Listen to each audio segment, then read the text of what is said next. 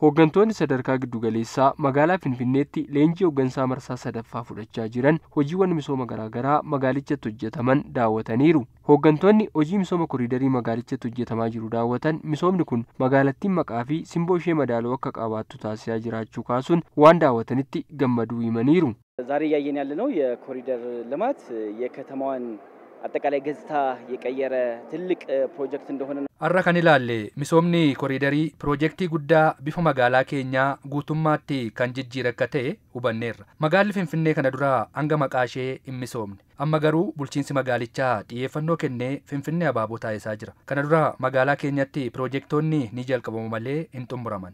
Amma garuu yeroo ji'a 3 fi 4 hin caalle keessatti misoomni gurguddaan akka koriidarii hojjetamaa jiran magaalaa keenyaa fi simboo addaa kennaniiru. Waan an daawwadhettis gammadeera.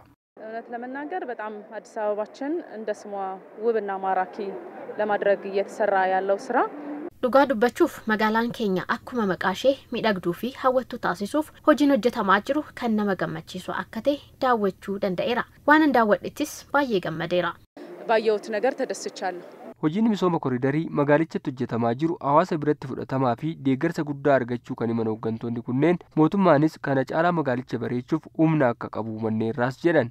እነዚህ የኮሪደር ልማቶች ተሰርተው ከተጠናቀቁ እና ካየ በኋላ አብዛኛው አካባቢዎች ለምንድነው እኛ አካባቢ ላይ ኮሪደር የማይመጣው? Misoomni koriidarii kun hojjetamee erga xumuramee fi arganii booda hawaasni naannoo hedduu misoomni koriidarii maaliif gara naannoo keenyaan dhufu yoomnu biratti eegalama jechuun gaafataa jiru. Ilaalchi garaagaraa jalqabbii misooma koriidarii irratti ture cabee hamma hawaasnis misooma kana deeggaraa dhufeera. Bulchiinsi magaalichaas jalqabbiin kana yoo hojjete humna kana caalaa hojjetu akka qabus hubadheera. ይሄንን ስራ ያው ህዝባችንም ተቀብሎት Hojii kana hawaasni keenya ofitti fudhate misooma kana irratti hirmaataa jira. Misoomichis kan isa fayyadu kan magaalaa isaa bareeche malee kan isa hin miine akka ta'e hojii qabatamaan argeerraa hubateera. Gareen hooggantoota hojiiwwan misooma namoomaa irratti xiyyeeffate daawwatan biroonis mootummaan misooma namoomaa irratti bu'uureeffateef xiyyeeffannoo kennee qabatamaan hojjechaa akka jiruu fi daawwiin taasisan leenjii fudhachaa jiran waliin hidhata akka qabus dubbataniiru. ሰው ተኮር ተግባራትን ነው የጎበኘነው ዛሬ har'a hojiiwwan namooma irratti xiyyeeffatan kan ilaalledha. Leenjii fudhanne faanas walitti hidhata kan qabudha.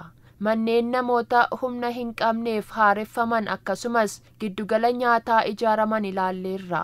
Dabalataanis giddugala gurgurtaa bu'aa oomisha qonnaa kolfees ilaalleerra. Daawwii kanaanis hojiin misoomaa paartiin badhaadhinaa namooma irratti hojjetu bal'achuu akka qabu kan argisiisudha.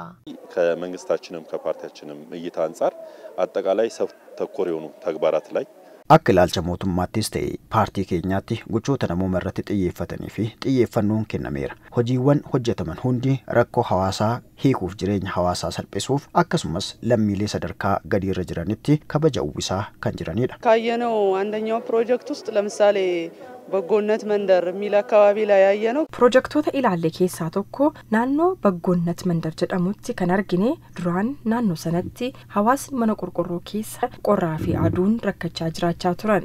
Har'a mana jireenyaa sadarkaa isaa eeggatee fi kophaattis iddoon hojii ijaaramee fi biddeena tolchuu mana rifeensaa hojiiwwan garaagaraa irratti bobba'anii jireenya bareedaa jiraachaa jiru. Kun mootummaan hangam akka misooma namoomaaf xiyyeeffannoo kennee kan agarsiisudha.